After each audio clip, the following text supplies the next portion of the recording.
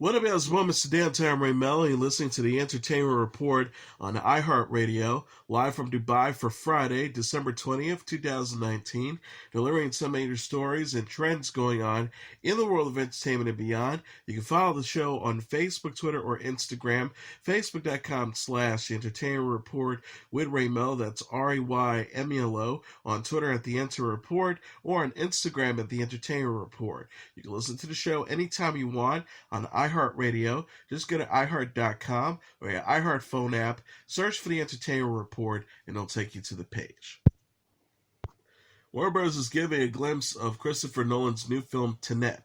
The studio released the first trailer Thursday for the movie starring John David Washington, Robert Pattinson, and Elizabeth Debicki. Washington's character is shown scaling a building and waking up in the afterlife. The characters all face a mysterious threat. Washington's character says, "To do what I do, I need some idea of the threat we face." Clemens Poise's character responds, "As I understand it, we're trying to prevent World War III. Washington's character suggests nuclear holocaust. Posey replies, "No, something worse." Washington's character is simply given the word Tenet. Martin Donovan's character says, "It'll open the right doors, some of the wrong ones too." Tenet is described as an international espionage thriller. The film is Nolan's first directorial release since the 2017 movie Dunkirk. Nolan said in an interview with Entertainment Weekly published Wednesday that Tenet is his most ambitious film thus far. The director says, "We're jumping off from the point of view of an espionage film, but we're going to a number of places. We're crossing a few different genres in a hopefully exciting and fresh way." He added, "Producer Emma Thomas and I have put together a lot of large-scale productions, but this is certainly the biggest in terms of international reach. We shot in 7 countries all over the place with a massive cast and huge set pieces." Nolan has directed such films as Dark Knight, Inception, and Interstellar. Washington is a former football player who has since starred in BlacKkKlansman and the HBO series Ballers. Tenet opens in theaters July 17th. Path is giving a first glimpse of Keira Knightley in Misbehaviour. The production company shared a trailer Thursday featuring Knightley as Sally Alexander, a real-life British historian and feminist activist. The preview shows Sally, played by Knightley, and other women protesting the 1970 Miss World beauty pageant in London. Gugu Mbatha-Raw co-stars as Miss Grenada Jennifer Hoston, the first black woman to win Miss World. Jennifer says, "If I win, there will be little girls who might start to believe they have a place in the world." Sally is later seen explaining her issues with beauty pageants. She asks, "This competition makes us compete with each other and makes the world narrower for all of us in the end. Why should any woman have to earn her place in the world by looking at a particular way?"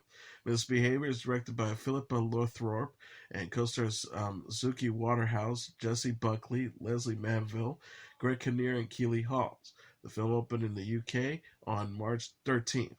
Knightley confirmed in October that she gave birth to her second child with husband James Corden. Paramount has announced that a 4th Jackass film will be released in about 15 months.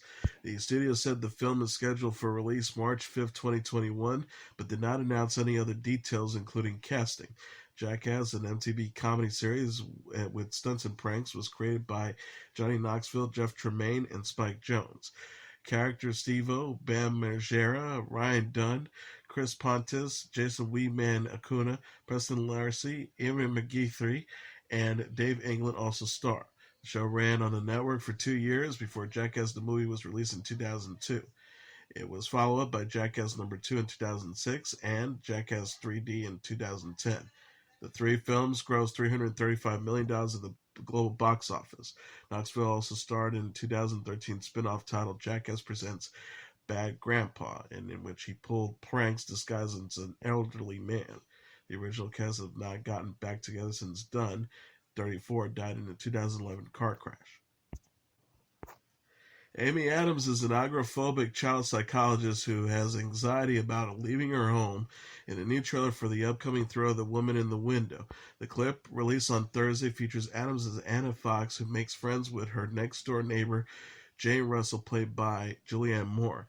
Anna, after hearing a scream, witnesses from her window Jane being stabbed by her husband, portrayed by Gary Oldman. Anna calls the police, but law enforcement questions her story as her medication can cause hallucinations. Another woman, played by Jennifer Jason Leigh, also appears and claims to be Jane. Anna then searches for the truth by spying on her neighbors and gets a knife-wielding guest inside her home. The Woman in the Window is based on author Dan Mallory's book of the same name and directed by Joe Wright, and is set to arrive in theaters on May 15th.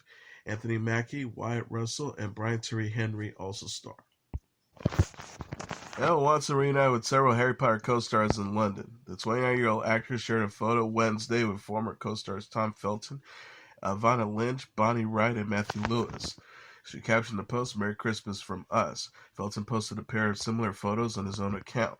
He wrote, "Season's greetings from my schoolmates at Matt David Lewis and I, mid-debate times Gryffindor versus Slytherin."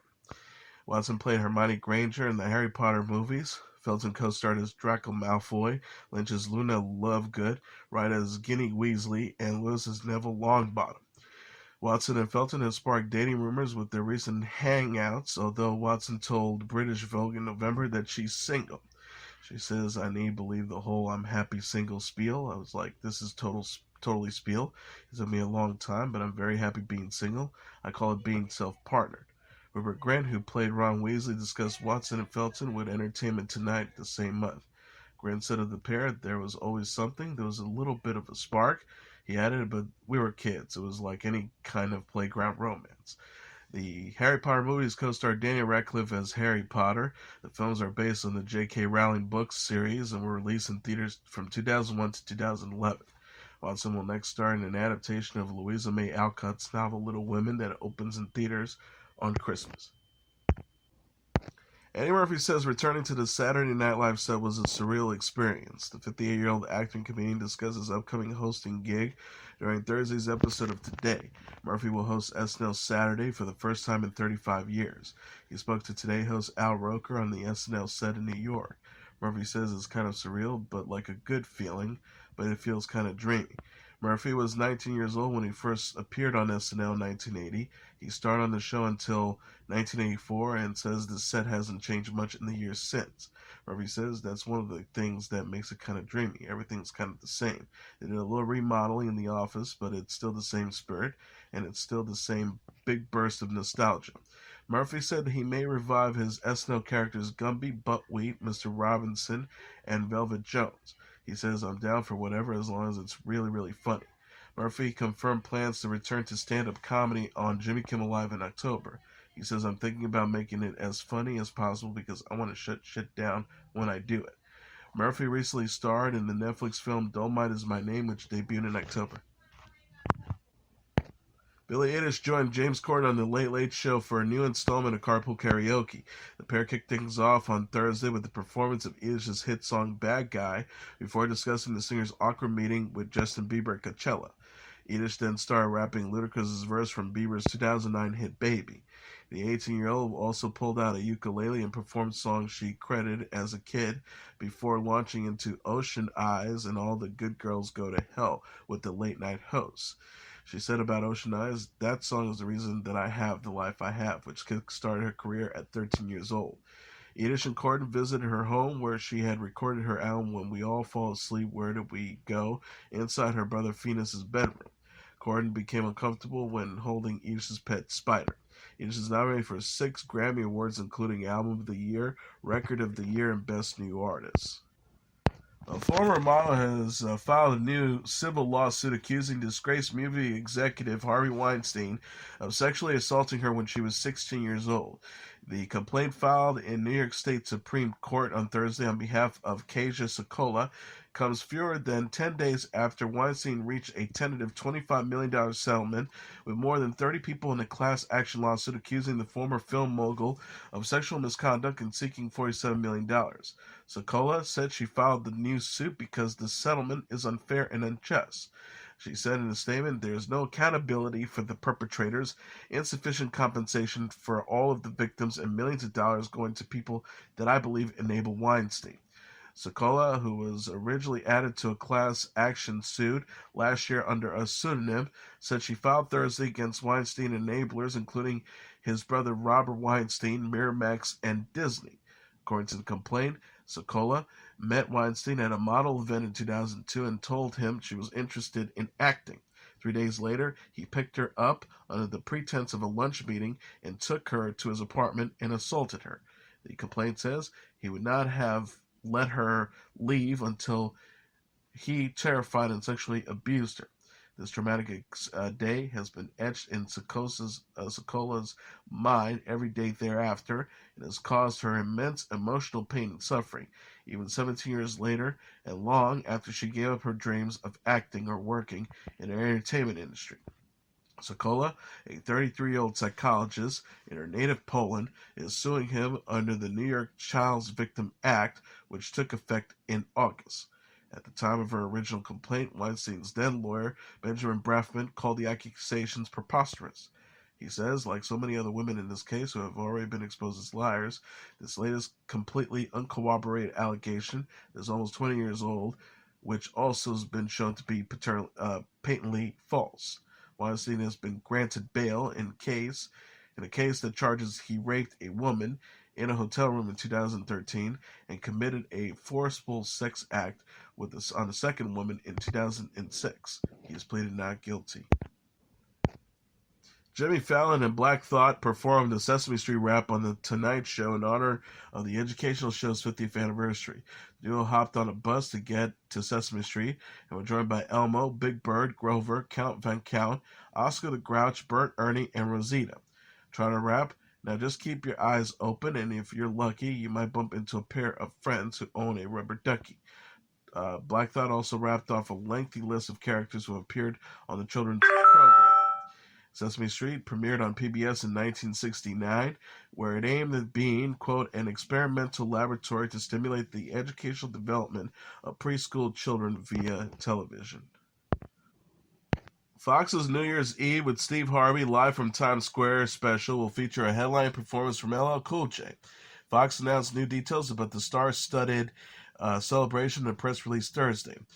Steve Harvey, Maria Menounos, and retired NFL star Rob Gronkowski will host the event December 31st. Part 1 airs from 8 to 10 p.m. Eastern Standard Time on Fox, with Part 2 to follow from 11 p.m. to 12:30 a.m. Eastern Standard Time. The show has a tape delayed on the West Coast.